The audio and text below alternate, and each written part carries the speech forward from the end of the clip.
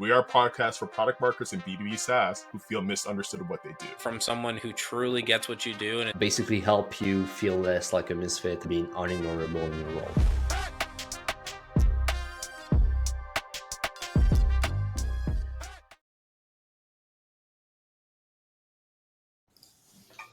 Hello everyone and welcome to another episode of We're Not Marketers. Today we have an amazing guest that we've been rescheduling countless time with him and we're very excited. Finally, we were able to find time. But before we introduce that guest, let's tackle who's talking to you, right? You might be wondering right now, you're listening, who the hell is this guy talking to me? First of all, it's Gab Bujo. I'm there with you and I'll pass it out to one of my co-hosts, Eric. Yeah, I was even wondering who the hell was talking right there. I know, dude. I'm surprising myself too. Yo, Eric Holland. I'm the Franken marketer of the group, and we'll let the third trio finish it up. Zach, give him an intro. Hey, this is Zach Roberts on the mic, the sales water lad, and Gab, back to you, my friend. Thank you. So before you start, Gab, this is the first time we've had a guest on that I've met in person before meeting on online atmosphere. Very true. Cool. Listeners, if you're hearing more of that camaraderie aspect, please meet us in person first. It will make better content and better episodes. But yeah, so very excited today to introduce to you Drew Giovannoli. Drew is the founder of Buried Wins. It's a win-loss and competitive analysis agency, and their goal is to help you discover why you're losing winnable deals. So his expertise is in win-loss and B2B research for competitive SaaS, going after mid-market deals. But before being that, Drew is a veteran in the product marketing space. He was a VP marketing at Rev. He was a product marketing director. He was a PMM and product marketing director at multiple startups and companies. And we're super excited about having him with us today because if you don't do win-loss, your credibility as a product marketer is at stake. And this is what we're going to be talking about today. Drew, welcome to the show. Awesome. Thank you for having me. I'm excited to be here amongst the dead and ready for the podcast. Awesome. I love what Gab said, that product marketing credibility is at stake without win-loss, because I feel like product marketing credibility is always at stake regardless of what you do. It's always at stake, but yeah, go ahead, Drew. I think that we don't have much that we bring to the table. Like in general, we're not building products. We're not going out and setting campaigns. We're not selling shit. And yeah, I think that if product marketers don't understand the buyer, however you want to do it, and understand the market, then you don't have much to stand on but to be a sales deck monkey and responding to just requests from everybody in the org. So yeah, I think it's the foundation of what good product marketing is. You're already cooking and we haven't even asked the first question. So dude, let's go. It's going to be a fire episode. Well, the man's a chef. Come on, let him. Yeah, I know. He's cooking. He's cooking in and out of the kitchen. Drew, our marketers. Speaking of marketers. Oh man. Sorry. Man, I had the funniest line, Gab, and you're just so antsy, I can feel it. He's excited. I need to ask. It's a show. We always ask one question to every single guest that comes on, and the man with the flavor saver is about to ask it. Go ahead, Gab. Ooh, the flavor saver. I love it. Drew, are product marketers actually marketers? Why or why not? If I wasn't prepared with this question, I'm a bad guest. I'm thinking about this. And your alter egos, I'm going to be a little bit on their side.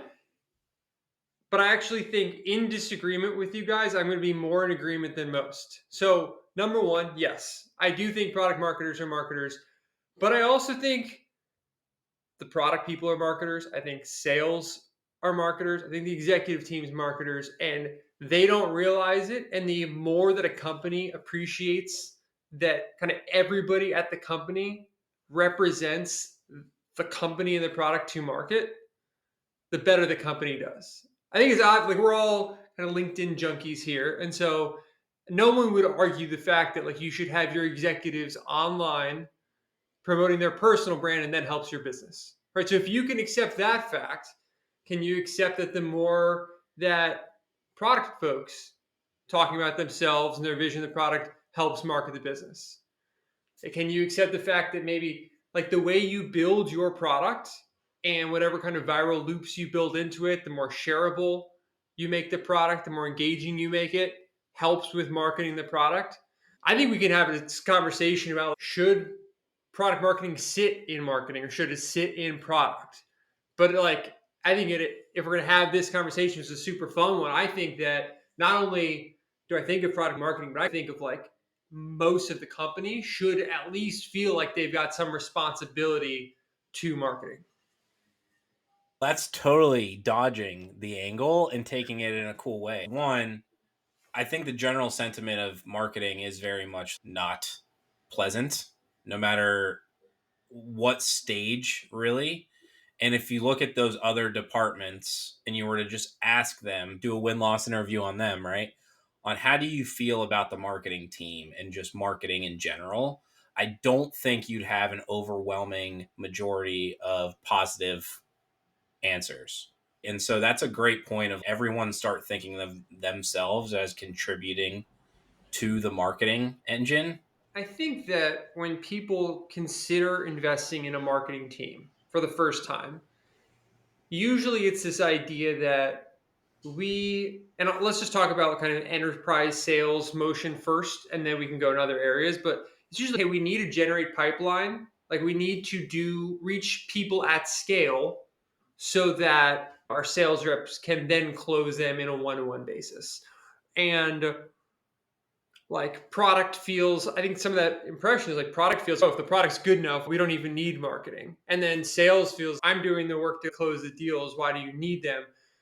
I think it all comes down to like, how are you defining like marketing, right? And there's a lot of discussion of what's the value of brand today, especially in the age of AI. What's the value of running these campaigns, people turning off paid acquisition? But it's really just like, marketing is how you represent yourself to an audience and how you reach that audience so you can go win business. And attribution is probably one of the biggest problems, like, on why people don't give any respect to a marketing group as it's evolving. Eric, it's because, like, cool, can you prove it? Like, we're going to throw a bunch of money at a problem, and you're not directly closing the deal and you're not directly building the product. And so you're in this messy middle. But, the companies that do well understand how to reach that customer and make them understand their value prop. So, Drew, tell us this then. Like, you've been in all levels of marketing. You've been in leadership, you've been in IC, you've got your own agency right now. Let's go back to when you were in house. And can you tell us about a time when you were on an executive call, you were on an all hands or a team meeting, and you're like, damn, I don't feel like a marketer? Like, what prompted that reaction? Yeah, definitely. And I think it happens a lot because of what we believe marketing is, right? So you have to feel like, cool, am I feeling like marketing? Or, cool, am I doing marketing activities? And I think coming out of school and maybe reading and being inspired by books or podcasts, you think it's a lot of inspiring positioning. Maybe like you could go in the Mad Men like lens, or you can think about investing a ton of money in like creative campaigns that like drive eyeballs and attention. Like that's another view of what it is. I've found so much of marketing, and let's note, I've been in B2B my whole career. So I don't have a B2C lens, but in the B2B lens, so much of what it takes to do marketing is not marketing. So there is the research part, which like it's like my whole job now, but I didn't think of as marketing beforehand. But so before you write brilliant campaigns and before you launch positioning that you hope works, like, you think it helps to know who the buyer is and what the competitors are doing and where the market's going, their needs and pain points. I don't think Eric is spinning up Mojo off of just like generic, okay, hey, I've got a client in the healthcare space, like spin up positioning. And like, no, you have to know what their pain is. So yeah, research is an area where I didn't feel like I was like doing marketing work. Another big one, I've talked about this a lot in the past, I think a great product marketer is like over 50% the job is influence. And to influence people, I think you have to have extreme like empathy. So to know if I'm going to support sales to be successful, I've got to spend a lot of time with sales and I've got to understand their pain and how they're pitching and what they're doing.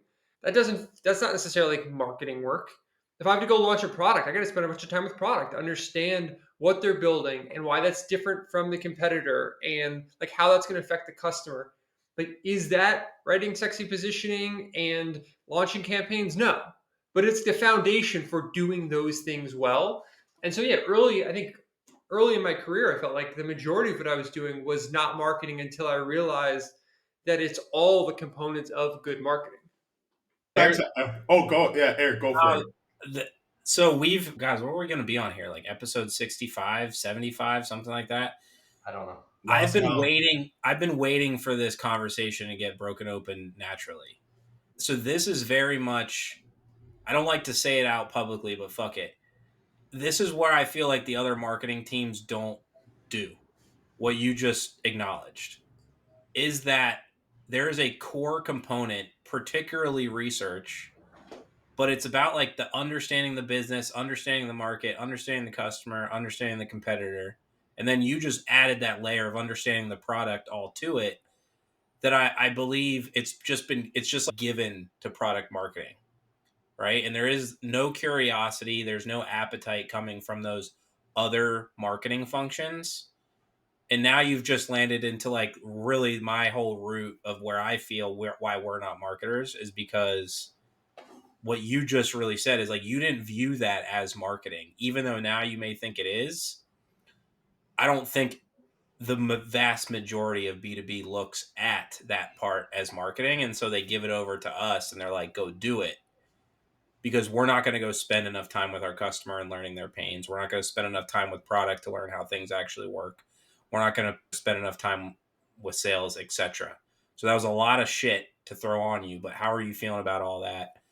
Yeah, I think an analogy would be like, do we think that negotiating a contract is part of sales? So no. Do we think that doing buyer research before you hop on a sales call is part of sales? Like, you're not selling. So do the pieces that you need to do your job well outside of the act of selling the deal or marketing the product or building the product, are they part of the job, right? Or are they some ancillary thing? Now, like a lot of product orgs, they have research group. And I also think, and so yeah, I still believe that like it gets pushed to us, yeah, but as a like critical engine for marketing. I think a problem with research big time is that it's looked at as academic, and it's because it's treated academically. Like maybe you do some of it, maybe you pay for some of it, and then it sits in a Google Drive, and you're like, why are we doing this? Why do we invest all this money in some like ICP campaign that sales doesn't give a shit about, like products doesn't give a shit about? They're not changing anything. Like we're back to just creating one pagers that no one's going to look at. Like that sucks. I think if like, why care about research and why is that even marketing? It comes down to, okay, you're going to sit down, you're going to build a sales deck, or you're going to write web page copy, you're going to build a solutions page or a product page, right, Zach? What is it based on? You had a conversation with the product team and you like think you know the market. That's like you're just so useless and you have no credibility to back that up. So you listen to gong calls. That's a great start. Let's focus on a sales deck for a second. To me, like a great sales deck is one that's adopted, first of all, right? And so it doesn't matter how good a job you do, you have to put the end output above the input. And so that it doesn't matter if you're the most brilliant marketer in the world. That has to happen. So first you engage sales. You figure out what slides are they already using? Well, they're using 3, 4, and 8 of the current deck. Like, why do they care about those? Why are they ignoring everything else? Well, cool. What objections are they facing? You can hear it from them directly. You can look into Gong. You can see what questions they get a lot. And then you can start to research those things. So then your 20 slide deck includes 3, 4, and 7, and then maybe 4 more that answer the biggest questions, the biggest objections. And that's the type of research that sales wants to use because they feel like you're helping them solve their problem. Right? And the same thing goes for kind of web copy. It's just cool. What part of the site do we think is converting now? What's resonating people with not? Let's strip it back. Let's do some research and then let's test. I think another problem, and maybe I'm rambling on a little bit. We can chop this up, but you put in the work as a product marketer, maybe you do some research, and then you have an output. And then people treat it like this, like holy launch day, like you've created some like finished sculpture. And the reality is like that's like a beautiful beginning. It's like what's really is a new baseline that you're going to judge everything else against. And hopefully 2 weeks in and a month in, you're saying, cool, like what's better or what's worse? The worst thing that could happen is you have a sales team that just gives you a thumbs up and says nothing about it. That probably means no one's using your shit, right? What you want them to say is, hey, slide 8 and 9 suck. I don't use this. Can we have something else? Now, we're not going to grant sales like full rights to be like, oh, we need 4 more case study examples and we just need more testimonials.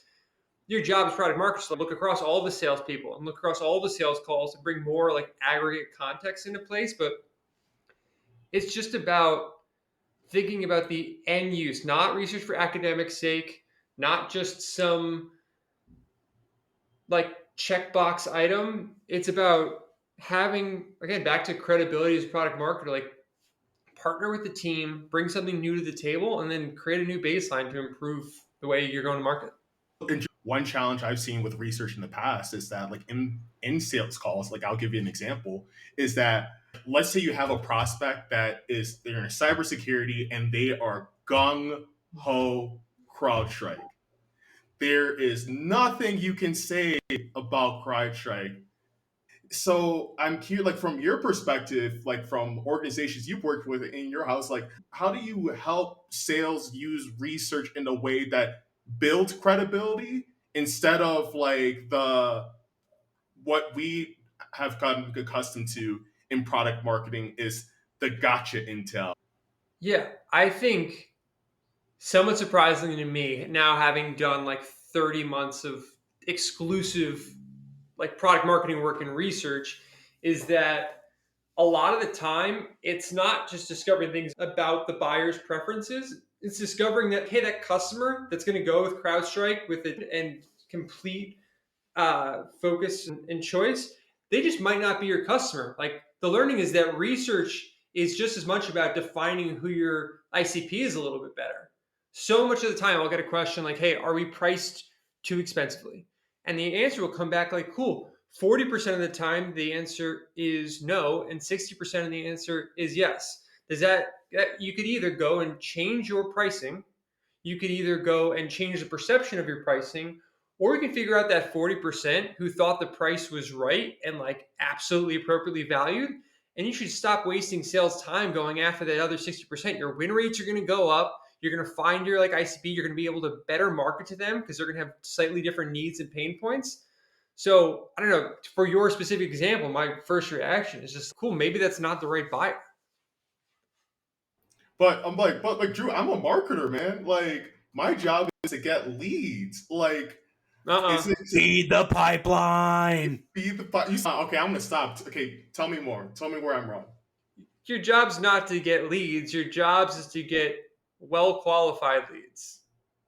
So it's not just to fill the funnel with people who might buy. It's to fill the funnel with the highest qualified pipeline that your sales is going to go close and is going to stick with you the longest amount of time and not churn. And yeah, like incentives may be flawed at an organization where they're just trying to pump up pipeline and have to hit some forecasts because their VC put it in front of them. But if you have an organization leaders who can think long term enough, it's about getting the people who are actually your customers. That's what's best for the business, not just getting any lead. And the fact is, if you target better leads, better ICP that fits it, you will get higher account per opportunities. Your sales will stop wasting time on those bad fit, and essentially you will just be a better instrument to make sure that higher quality leads get into a pipeline and more revenue gets out of it too. So at the end, it's not just about more work for sales, it's the work that sales will be doing is just more efficient too. And the more focused you get in marketing, it's just marketing becomes so much easier the more you focus. It's just like vanilla, boring ass messaging and positioning comes from trying to target too many people at once. You just lose your ability to say anything interesting when you don't know a specific person. the more you know them, the more specific it gets, the more you can like truly speak to their pain, their goals, their industry, like just everything gets better the more you focus.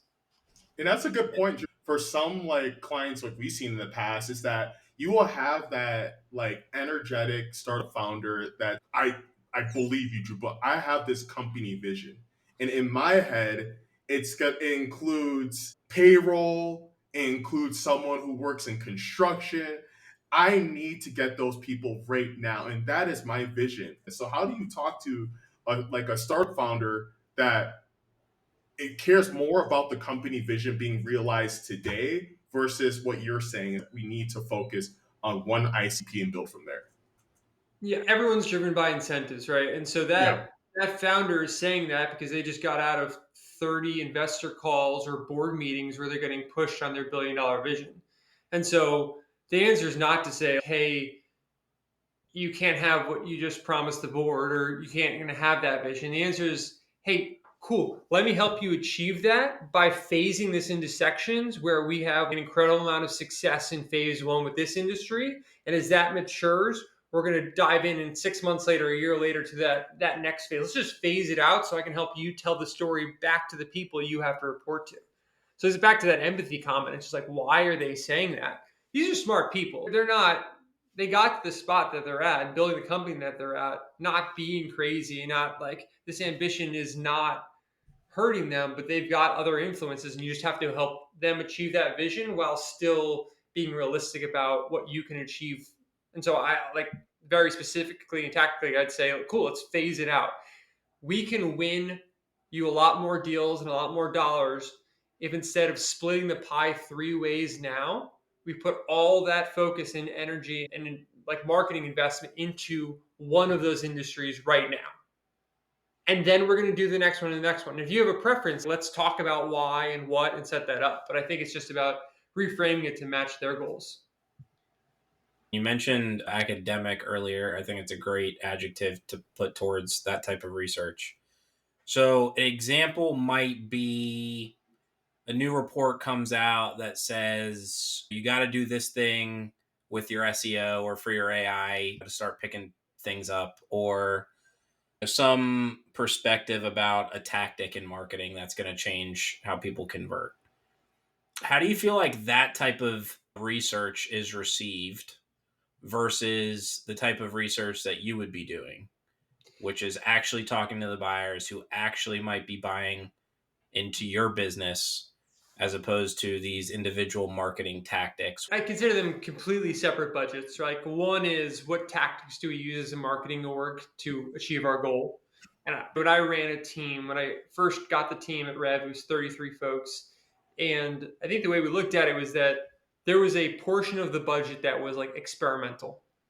And so that experimental budget allowed us to do things like if we want to go hard on GEO, AAO for the quarter, we can do that. Or if we want to be in like B2B influencer land and test that out, like we do that. And we acknowledge that the known things are going to carry the weight of hitting our goal. But hopefully the experimental is going to unlock growth maybe in this quarter, but we're going to find the one by adjusting constantly that's going to get us to the next phase of growth, whether it's like the following quarter in the next year. I think when it comes to questions about buyer research, where we spend our time, it's about how do we keep a pulse on knowing what the audience we're trying to sell to cares about. It's strange that it is a problem at all. Like I think about this a lot. When a company starts, usually the founders either has been in that industry or they've sold to that industry before. They're like intimately close to the buyer, and then they sell to that buyer for a while. But what happens as you scale is you hire a sales team and you've got execs and VPs, and all of a sudden you're just like removed from the buyer and you lose that pulse. So I think that's part of the problem. And another part of the problem is that people don't buy based on reality. And so what I mean by that is it's not just like a feature comparison. And if it's like equal, we go with the better price. It's all based on buyer perception, right? So how do they perceive you to be versus the competitor? And so much of the research is not even, you hear back that there's an issue with an integration that you don't have, or that you're not innovative enough. The pricing structure is wrong. And then the question is always, is this something we actually need to go fix, or is there something we need to fix the perception of? I'll give you like a very quick example from one of our clients is that they were the leading player in the space, and they started to lose deals to newer startups who were coming to the market and saying, hey, we are dead focused on the beauty industry or the like health and fitness industry. And so we're going to be able to serve you better, way better than that big behemoth. They don't care. They're agnostic. They're trying to scale, whatever. And we've got like our customer success team dedicated to this. So they started to lose deals. And my client didn't really understand why. Once they figured out that was the reason, they were pitching, these little startups were pitching themselves as like industry experts. We realized like, hey, my client, they have 5, 6, 7x the amount of clients in that specific vertical, in each of those verticals that these startups had. And so all they needed to do was shift the narrative to say, hey, when you start to talk to someone in the health and fitness space, let's introduce a deck specific to that industry. Let's make sure we've got case studies and referral clients specific to that industry. Let's talk about all our experiences and scale in that industry. And likely they're going to go talk to one of these competitors. Let's give them questions to ask. They say they're an expert. Here's what we've done. Ask them about how long in market they've been serving that industry. Let's test that knowledge. And so that's a perception shift. It's not always like a real problem you have to solve. It's how do you solve the perception of why you're losing deals? So once you provided that recommendation, what happened next? Is it too early to say? Or No, they stopped having that problem. They started winning a lot more deals against those new players. And an industry focused go-to-market approach is like a big part of the way they're going to market now. That's awesome. Yeah. And actually, fun fact that you mentioned that, I was on a reference call today. Another company wanted me to hop in and see if I could help them close down a deal. And the sales rep had a totally different idea of what the objections were. And they told me straight up, hey, I was wondering if they would be innovative enough. They seem like they're becoming a bigger company. And I'm like, whoa, that's so interesting. The deal's not even done yet. But that's the type of information I feel like is being missed out. Personally, I feel like people are spending more of their budget on those experimental things or tossing a bunch of money in ads, doing A/B tests, that type of thing. Why? Explain to me why I'm feeling people are more willing to throw money at that problem as opposed to throw money at you or other buyer insights type of problems where they're getting firsthand information about their go-to-market. Yeah, I think it's an easier ROI story to tell. It's like, cool, I'm going to put money here, and I think that if I can turn this dollar into 3, like it's a lot more attributable. There's just a closer connection to it. The problem is if you throw a whole bunch of money at like the wrong person or the wrong pain point, it's just not going to convert. And so, yeah, I don't think that I really don't think that everybody should use Buried Winds or an agency like Buried Winds, but like everybody should be talking to their buyers, and everybody should be doing research on the competitors. And but I think it comes, if we can talk to it, I think it comes down to just the volume of deals you have and the resources you have. But there's like no reason not to do the work as a product marketing team, because as we said at the beginning, what other credibility do you have? so like about that piece around research. A few months ago, or I don't know how long ago, deep research AI capability was released. Yeah. It's a very exciting time for founders to now say, whoa, why do we need a competitive intel team? I can just type in a prompt and I get 20 pages of intel across 67 different competitors. Like, hey, Drew, like, I got deep research. Why should we hire you? How do you respond to that? Yeah, sure. I think that if I was one of the tools in the competitive landscape world that pretty much presented alerts about competitors changing their landing pages or hiring new people or putting out a press release, yeah, I think deep research actually does a pretty good job of keeping you updated on what's changing in the public web, right? And there were a lot of tools, like well-known tools, like Crayon, for example, that like does that. And I think that I'm not in that tool like today. I don't know how they're innovating, but like I would be a little bit worried about that. I think deep research is really good at finding publicly available data. Unfortunately, your buyers are not spending 30 minutes typing out their feelings about you and your evaluation process and how they compared you to competitors and putting it on the web. And so there's just like Newsflash. ta-da! And so, yeah, you need to go talk to buyers because that data isn't available on the web. And an LLM has a brilliant aggregation of what's publicly available. And so, yeah, that's the difference. Like we are finding, and product marketers through interviews and surveys can find out what buyers in the past month thought about them versus their competitor and why they chose to make the decision they did. And when they learn that, they can use that to affect the future sales cycles to convert more deals in their favor. That just information is just not available through ChatGPT because the data source is not there. Let's say I'm the executive team. We were all at Drive a few weeks ago, and they're like, Drew, I was talking to my buyers. Like, we were out there at the bar, we're having drinks. They're telling me about their business. Like, how's your approach? Like, what am I missing in me having a casual drink with our buyers at the bar versus your approach of what you're highlighting of those emotional sentiments? I guess if they're spending every weekend at the bar with their buyers, that would do the trick too. It's just The cost of Get like that. drunk. If I could shift my career to just instead of being on these interviews for a lot of the day to go into like an open air bar with a band playing and dogs around, like that sounds great. It's just I don't think it's a reality. Maybe cool if they were at Drive and they spoke to 5 buyers, that should inform a lot of information. Are they spending 30 minutes asking them questions? Great. Hey, what motivated you to move off your old platform or tool to evaluate something new? Great. Okay, thanks for sharing that. Now, what was your criteria for making that decision? What reputation did we have? Like, those are not the conversations they're having at the bar. And if they were, like, great, but they're not at the bar that much. And if they are at the bar or at a Coldplay concert, they're probably like, yeah, they're just not there enough to get the information they need. I love it. It reminds me of my grandfather used to be a salesman, and what he was doing is he was bringing a bottle of cognac to people that he was visiting. So he was always like drinking with them, chatting with them, making sales, and then going back on the car, which would not happen today at all. It's way too dangerous to don't drink and drive, folks.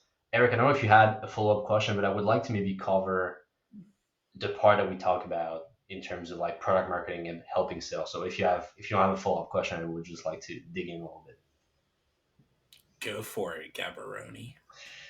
Perfect. You wrote recently, you will take orders from sales until you earn credibility as a product marketer. And it spoke a lot to me. It reminded me of when I was trying to help sales and I was working in a sales deck in a dark corner and then hoping that they use it without success. How can product marketers listening right now, how can they juggle between being the sales bitch and a counterpart that can help them win? Pardon my French. Yeah, let's like look at it from their lens. I think we should take the theme of empathy in this episode. They are looking at you, building a deck. They're in sales calls all day long, all week long. And you, who are in 0 calls, are building the tool that they're going to use to go do their job. And what leg do you have to stand on except for them to tell you what they need and why they need it? The only reason they should is if you say, that's great feedback. I also talked to 8 other reps and I interviewed these buyers. I pair that with the competitive research I did. Like, I suspect that we can close more deals if we focus on this because it's a differentiator and the buyers said they cared about it and it actually worked on like these 2 other examples for your industry. Like all of a sudden they're like, oh, cool. I do want help closing deals.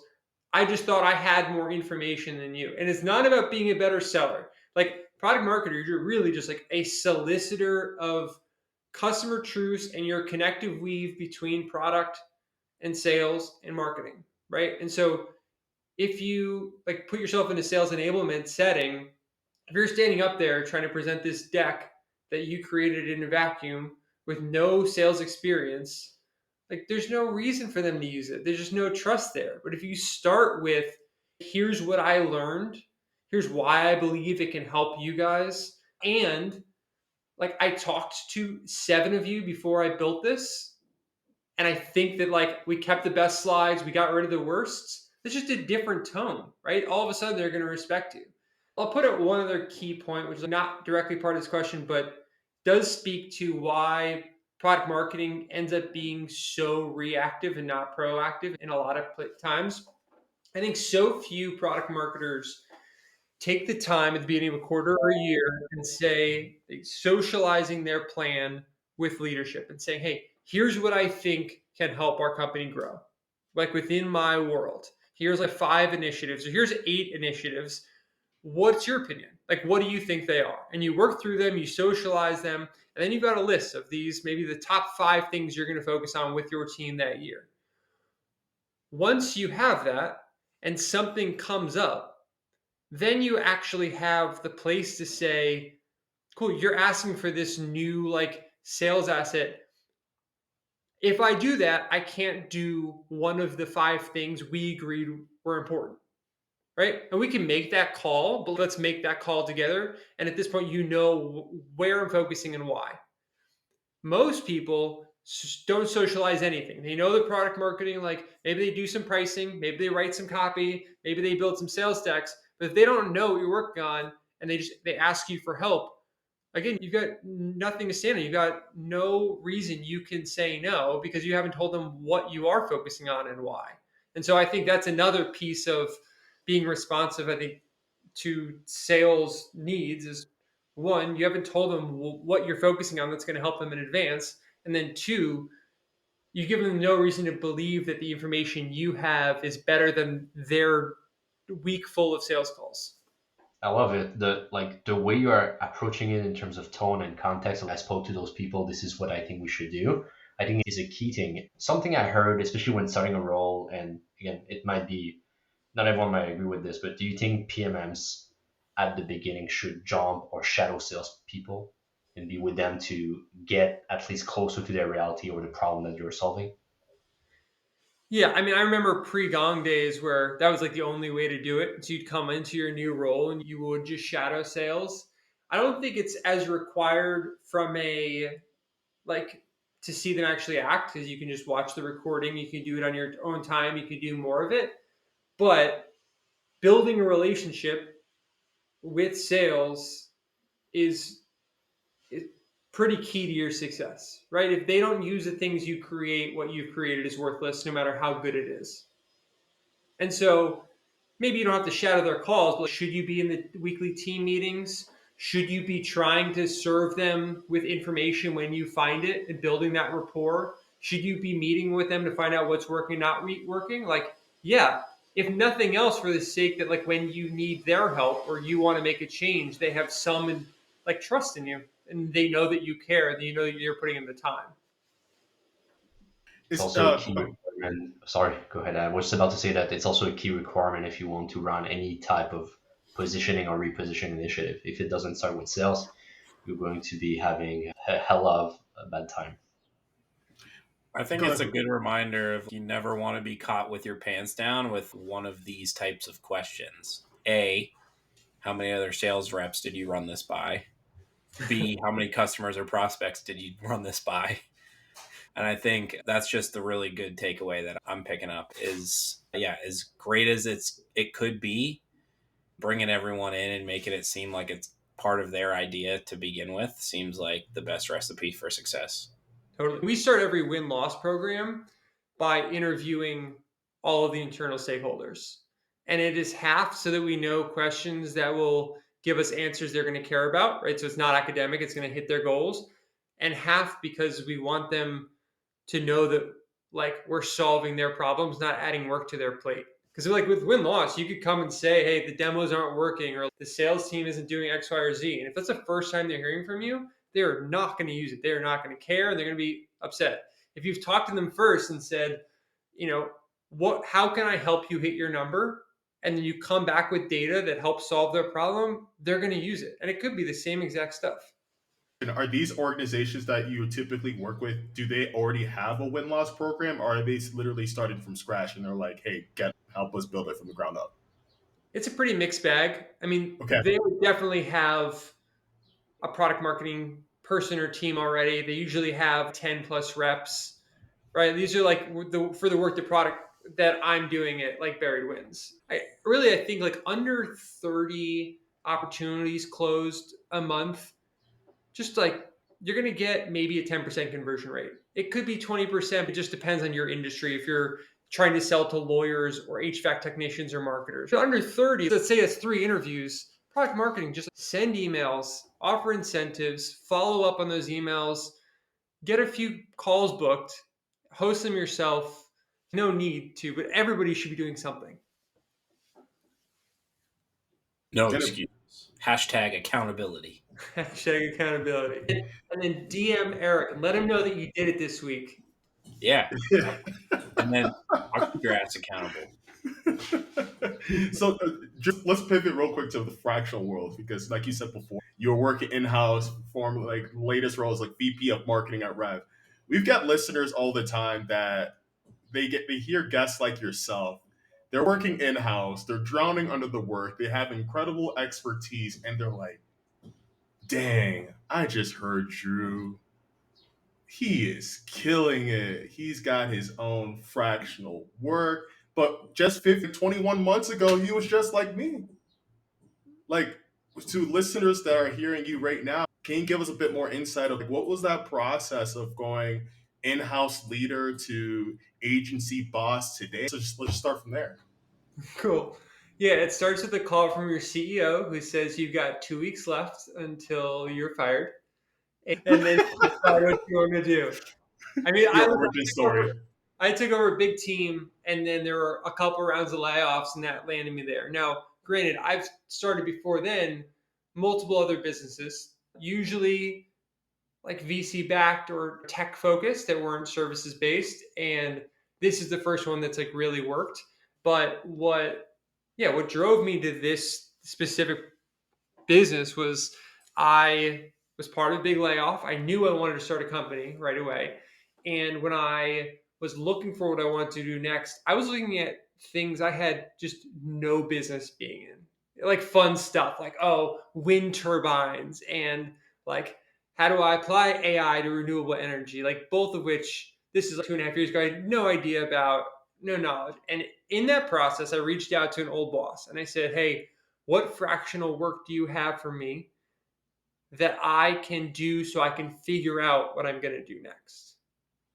And one of them said, I have a win-loss consultant that we're using now. I think you would do as good, if not a much better job doing it. Would you like to take on that work? And I said yes, with no expectation that would be the business I like develop today. And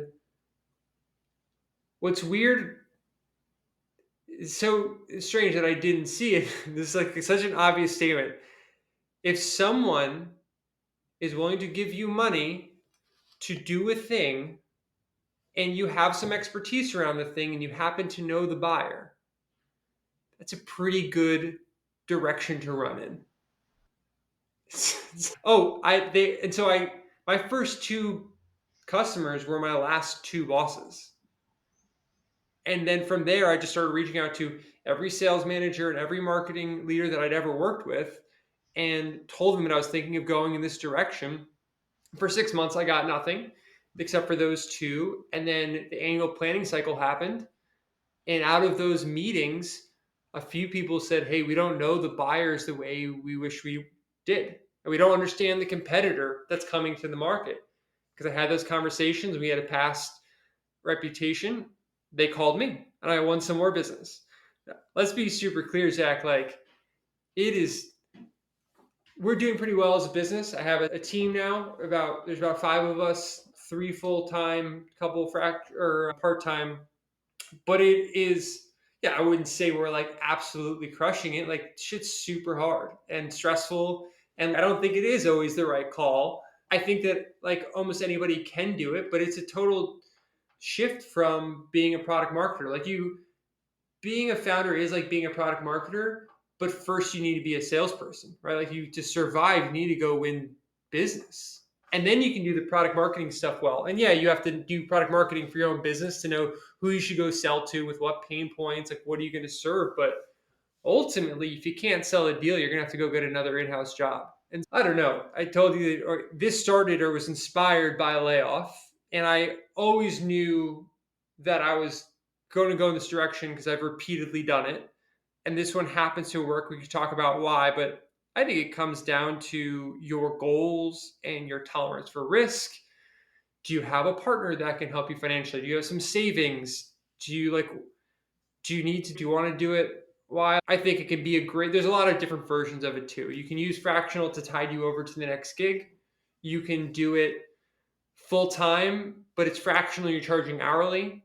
You can move in the direction, if you really want to do it long term, which like move to project based, which allows you when you charge per project to hire other help.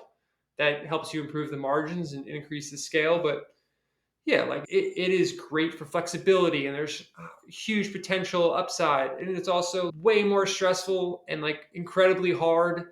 And at times you want to quit. And then there are great days too. So yeah, it's not, I don't think anybody should look at me, and you guys can speak for yourselves, but be like, cool, I made the leap and it's fucking rocks. Come join us. Let's go, dude. Yeah. I think Zach said it on a couple of episodes, or just to get everybody, it's basically choose your heart, right?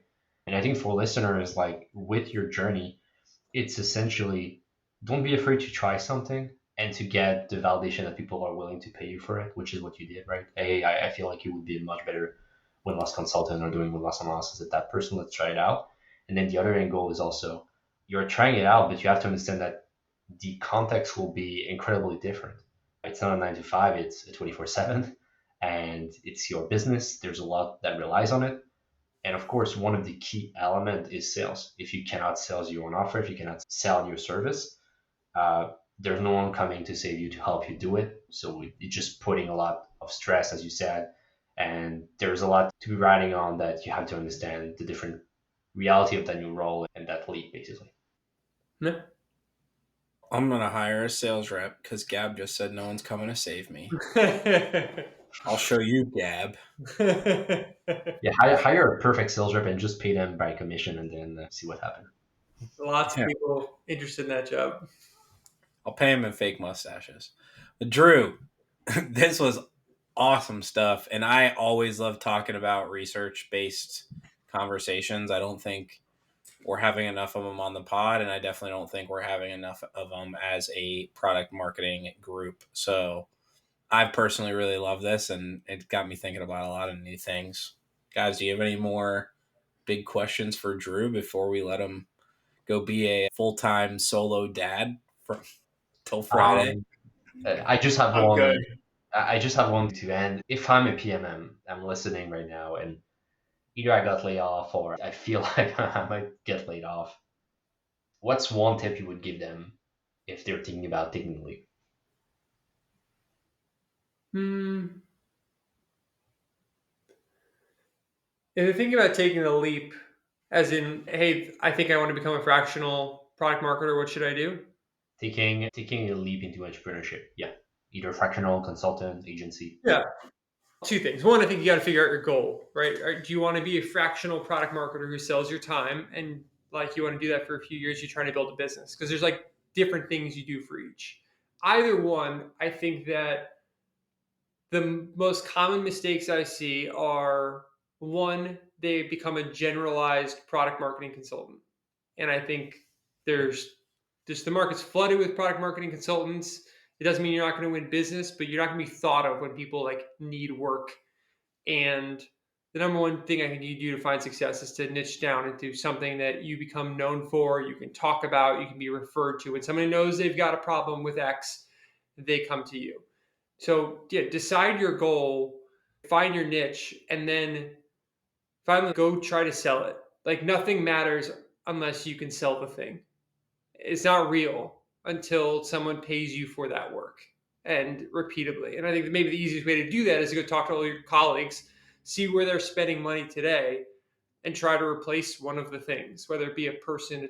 Yeah, I think it's not simply, there are product marketing teams and like people are looking for like fractional help. It's like I think a lot less of that exists than people think, but there are a lot of people trying to solve problems in the business. If you can be someone who creates a solution to those problems, then I think you can build a business. Awesome, man. Such a great tip. When can people find more about you? They listen to our conversation, they want to learn more about Drew. Where do they go? What do they check? Yeah, LinkedIn at Drew Giovannoli or buriedwins.com. Amazing, man. Cool. So that's about it for another episode of We're Not Marketers. Thank you, folks. Next time, see ya. Thank you for listening to We're Not Marketers. If you liked what you heard, please subscribe, review our podcast, and share this episode with other PMMs. Going out and setting campaigns, we're not selling shit. And so, yeah, I think that if product marketers don't understand the buyer, however you want to do it, and understand the market, then you don't have much to stand on but to be a sales deck monkey and responding to just requests from everybody in the org. So yeah, I think it's the foundation of what good product marketing is. You're already cooking, and we haven't even asked the first question. So, dude, let's go. It's going to be a fight. One question to every single guest that comes on, and the man with the flavor saver is about to ask it. Go ahead, Gab. Ooh, the flavor saver. I love it, man. Drew, are product marketers actually marketers? Why or why not? If I wasn't prepared with this question, I'm a bad guest. I'm thinking about this, and your alter egos, I'm going to be a little bit on their side, but I actually think in disagreement with you guys, I'm going to be more in agreement than most. So number one, yes, I do think product marketers are marketers, but I also think the product people are marketers. I think sales are marketers. I think the executive team's marketers, and they don't realize it. And the more that a company appreciates that kind of everybody at the company represents the company and the product to market, the better the company does. I think it's odd. Like, we're all kind of LinkedIn junkies here. And so no one would argue the fact that like you should have your executives online promoting their personal brand and then helps your business, right? So if you can accept that fact, can you accept that the more that product folks talking about themselves and their vision of the product helps market the business? Can you accept the fact that maybe like the way you build your product and whatever kind of viral loops you build into it, the output, and then people treat it like this, like holy launch day, like you've created some like finished sculpture. And the reality is like, that's like a beautiful beginning. It's like what's really is a new baseline that you're going to judge everything else against. And hopefully 2 weeks in and a month in, you're saying, cool, like what's better or what's worse? The worst thing that could happen is you have a sales team that just like gives you a thumbs up and says nothing about it. That probably means no one's using your shit, right? What you want them to say is like, hey, slide 8 and 9 suck. I don't use this. Can we have something else?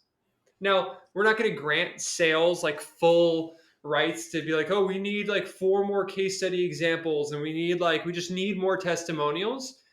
Your job as product marketers to like look across all the salespeople and look across all the sales calls and bring more like aggregate context into place. But it's just about thinking about the end use. With your pants down with like one of these types of questions. A, how many other sales reps did you run this by?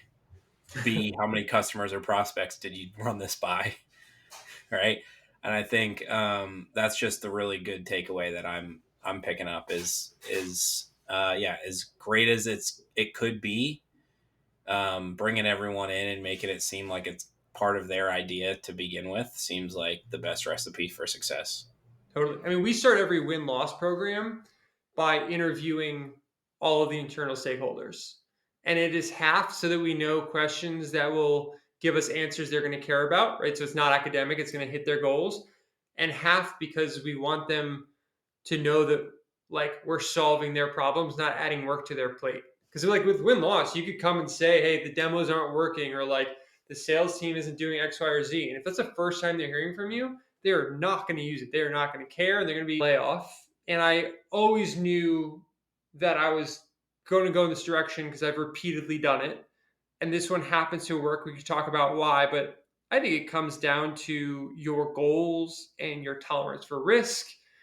Do you have a partner that can help you financially? Do you have some savings? Do you need to do it? Do you want to do it? Why? I think it can be there's a lot of different versions of it too. You can use fractional to tide you over to the next gig. You can do it full time, but it's fractional, you're charging hourly. You can move in the direction if you really want to do it long term, which move to project based, which allows you when you charge per project to hire other help. That helps you improve the margins and increase the scale. But yeah, it is great for flexibility, and there's huge potential upside. And it's also way more stressful and incredibly hard. And at times you want to